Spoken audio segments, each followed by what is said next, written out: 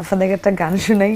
আমি আবার গান টান গাইলে ওই টিম জিতে না, সো আমি আর্জেন্টিনাকে ডেডিকেট করি গানটা গাই।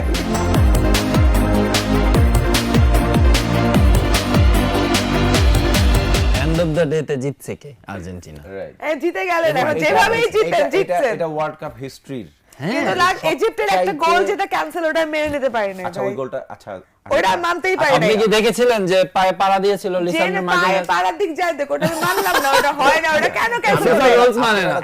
আপনার একটা ছোট জিনিস আমি বোঝাই বলি, ধরেন ওই গোলটা হয়ে গেল, তাহলে কি হইতো? অ্যাট লিস্ট 3-3 আসতো। 3 কেমনে? আগে ওইটা তো তিনটা গোল দুই নাম্বার করে আগের গোলটা তো ওইটা 2-0 হইতো। পরে আবার দিল। আচ্ছা আমি বলি দিল 5 মিনিট পরে তো গোলটা দিয়ে দিছে। হ্যাঁ ওই গোলটা যদি হইতো তাহলে কি হতো? 2-0। হ্যাঁ 2-0 হইতো না? হ্যাঁ। পরে যে গোলটা হয়েছে না, থার্ড গোলটা, যেটা পরবর্তীতে 2-0 হইলো, মানে এটা যদি বাতিল না হতো তাহলে 2-0ই থাকতো। হ্যাঁ আর্জেন্টিনা আরো 5 মিনিট আগে থেকে খেলায় কামব্যাক করতো। হ্যাঁ শুনেন, Result 3-2 হইতো। বাদ দেন না, আমি বললাম যে 3-3 হইলো, ফর এক্সাম্পল 3-3 হইলো, ঠিক আছে, এরপর তো আমরা এক্সট্রা টাইম পাইতাম, তখন আরো 2 গোল খায়, তারপরে 5-3 হারতাম। How do you know that? আরে নাও হতে পারতো। We believe Argentina can do it. যেই দল 90 মিনিটের মধ্যে মানে 76-79 মিনিট পর্যন্ত 2 গোলে পিছায় থাকা না, কত? হ্যাঁ 79 মিনিট পর্যন্ত না, 78 মিনিট পর্যন্ত 2-0 গোলে পিছায় 79 থাকা মিনিটে ফার্স্ট গোল, 83 মিনিট আর ঠিক আছে, আমি মানলাম। 91 এখন ধরেন আমি পরীক্ষার হলে জানি যে আমাকে স্যার আগের দিন রাতে কি প্রশ্নপত্র দিয়েছে, আমি সব পড়ে আসছি, আমি আজকে পাস করব। আমি তো মোটামুটি কনফিডেন্ট, আচ্ছা, আমি ধরেন আপনি- খেলতেছি যে আমি আজকে জিতবো, হিসাবে কে কি করবে? আপনি প্রশ্নপত্র নিয়ে গেছেন, মুখস্থ তো করে যাইতে পারেন না, ধরেন নকল নিয়ে গেছেন, কিন্তু যে ভেতরে গার্ড যে শার্টটা পড়ছে হে তেরা পড়ে গেছে, আপনারা তো ঘাড় ঘুরাইতে দিতেছে না।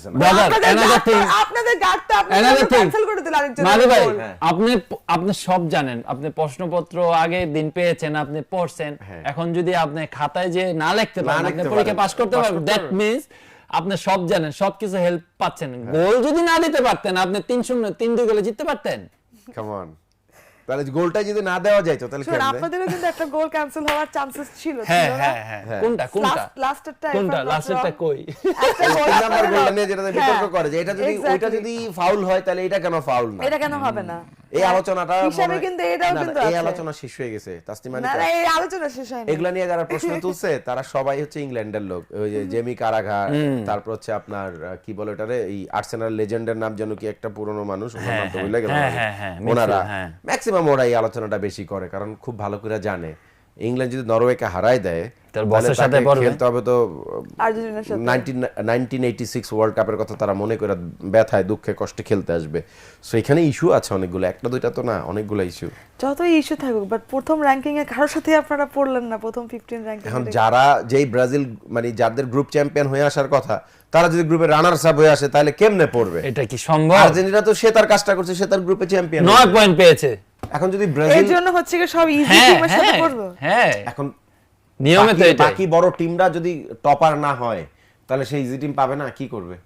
ওয়াও, হিসাব নিকাশ জানে না তো, হিসাব তো মিলাইতে হবে। যাদের মানে যাদের এটা ধরেন কেমনে হয় যে একটা পড়লো না, একটা টাফ আচ্ছা টিম। ধরেন টাফ টিম হইতো, পর্তুগাল কি কারণে হাইরা চলে গেল? এই যে পর্তুগাল কেন গ্রুপ চ্যাম্পিয়ন হইলো না? গ্রুপ চ্যাম্পিয়ন হইলেই তো এই লাইনে থাকতো, আর্জেন্টিনা লাইনে থাকতো। গ্রুপ চ্যাম্পিয়ন হলে ওদের খেলা পড়তো আই থিং ইসের সাথে, স্পেনের সাথে পড়তো না তো এই লাইনে থাকতো, আর্জেন্টিনাদের লাইনে থাকতো। সে তো গ্রুপ চ্যাম্পিয়ন হয় নাই, তাহলে কেন সে এটা আর্জেন্টিনার দোষ? বলছে তুই গ্রুপ চ্যাম্পিয়ন হইস না। আরে 7 কত আপ দোষ আর্জেন্টিনারই। আপনি 7 আপ নিয়ে কোনো কথাই করেন না, ঠিক আছে? আপনারাও খাইছিলেন 1900 কত সালে জানি, 11টা। আমরা ওইটা দেখি না, এটা দেখছি নাকি? 7 আপ তো দেখছি আমরা। কিভাবে মানে আই হাই না আমরা আমার তো 2006 ওয়ার্ল্ড কাপ, 2010 ওয়ার্ল্ড কাপ মনে আছে, 4-1 সম্ভবত জার্মানি আর আর্জেন্টিনা। ওই সময় তো খালি গোলি, কি বলবো। আচ্ছা, আপনারা তো জার্মানির সাথে পড়লেন না, আপনারা পড়তেন তাহলে দেখতাম। জার্মানি আগে আউট হয়ে গেলে কি করবে? পড়ার পরে তাহলে কথা বলতেন। মানে জার্মানি আগে আউট হয়ে যায়, আমগোর সাথে দিবেন জার্মানি, জাপান, নরওয়ে, কি কত রকম, আপনারা নেবেন কে জর্ডান, তাহলে কথা কইলাম জর্ডান কথা কইলাম না ভাই, আগার পরে শো আগান, তারপর না শো আগাবো, শো মোটামুটি মানে শেষের দিকে। এখন আমার কথা হচ্ছে যে আপনার আর্জেন্টিনা ছাড়া যে কোনো দল চ্যাম্পিয়ন হইলেই হবে। আমি হ্যাপি। হ্যাঁ, আর্জেন্টিনা ছাড়া যে কোনো দল হইলেই হবে, মানে আর্জেন্টিনা ওই যে ভালো খেলে তো সবার সহ্য হয় জীবনে না। ওরা। কারণ কি আপনি আর্জেন্টিনার রিসেন্ট পারফরম্যান্স যদি দেখেন না, মানে ব্রাজিল বা এনি আদার টিম ধারের কাছেও নাই। এর জন্য আসলে আর্জেন্টিনাকে কেউ সহ্য করে না। আর আরেকটা ব্যাপার হলো মেসি এত কেন ভালো খেলে, এটা হলো সবচেয়ে খারাপ লাগে তাদের, সবচেয়ে বড় কোশ্চেন মার্ক। আসলে মেসি, রিভালদো তো কালকে মেসির ব্যাপারে বলেই দিছে যে unbelievable.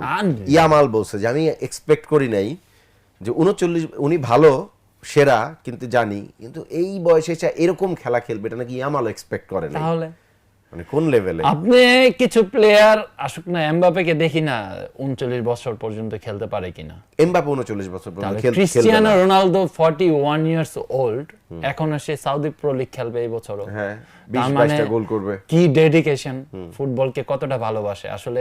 But I feel bad যে আই উইশ যে আসলে এবার রোনাল্ডো কাপটা নিত। আমার কাছে মনে হচ্ছিল যে মানে কাপ না নিলেও at least ফাইনাল এখানে কিছু ইস্যু আছে, যেমন ধরেন গ্লোবাল মানে ব্র্যান্ডিং এর ইস্যু থাকে। আপনি যদি না খেলেন আপনার তো এন্ডোর্সমেন্ট থাকবে না। হ্যাঁ ভাইয়া, তো কেন 41 বছর পর্যন্ত তারা খেলে? তারা কি পয়সা কম কামাইছে? আপনার হিউজ ট্রান্সফার দিয়ে নিয়ে ইয়ার থাকে না 200 মিলিয়ন আল নাসের রোনালদো যত দেয়, তো এটা তো হিউজ। পারিয়ার আনলাসের রোনালদোকে যত দেয়, এই টাকা রোনালদো 2টা সিজন বেশি খেলতে পারলে 2টা সিজনে বেশি টাকা থাকে। বড় ভাই এখন পর্যন্ত সে বেস্ট স্যালারি পায় এখনো পর্যন্ত পৃথিবীর সেরা, এবং তার ধারে কাছে নাই অন্য কেউ। বেশ বড় গ্যাপ, বেশ বড় গ্যাপ। তো আল নাসরে খেললে আরো 2টা সিজন খেললে 20-22 গোল সে করে, তার 1000 গোল হয়ে যাবে, কোনো অসুবিধা নেই। এবং সে এইটা এবং নেশনস লিগ না খেলে, আমার এটা নিয়েই আছে। ওয়ার্ল্ড কাপ আর খেলবে না, নেশনস লিগ তো আছে, নেশনস লিগও খেলতে পারে, বলা যায় না। তো বলুন, thank you very much. But Tasnim Anika একটা গান শোনান, গান শোনানোর পরে শোটা শেষ করি। ওকে, ঠিক আছে, চলেন আপনাদেরকে একটা গান শোনাই। আমি এবার গান টান গাইলে ওই টিম জিতে না, সো আমি আর্জেন্টিনাকে ডেডিকেট করি গানটা গাই।